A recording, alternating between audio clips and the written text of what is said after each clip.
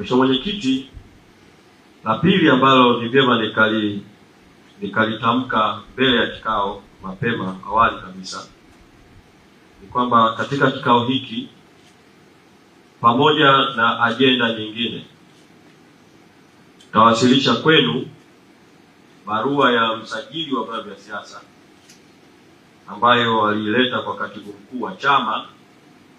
na wakati barua hiyo inaletwa hapa makao makuu ya chama,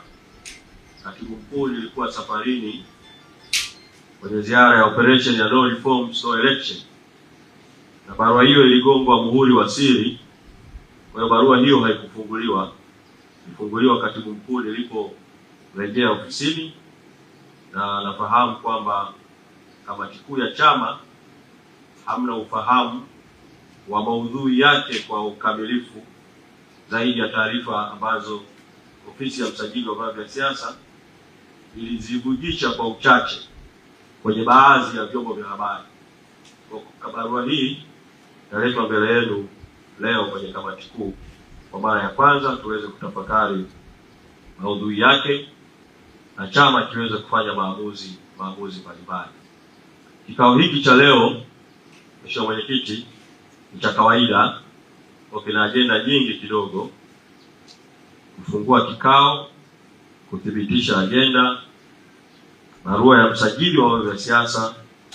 kuthibitisha miktasari ya vikao vilivyopita,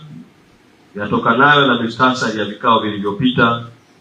taarifa hali ya siasa na utendaji kwa kamati kuu kutoka mwezi Machi mpaka mwezi Mei, taarifa na rasimu ya kanuni za bodi ya wadhamini, taarifa kuhusu rufaa mbalimbali,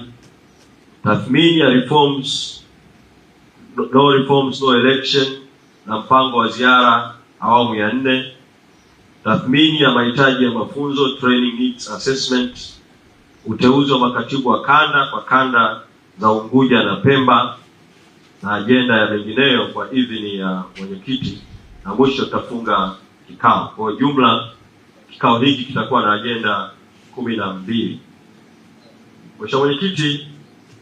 nihitimishe kwa kusema tu kwamba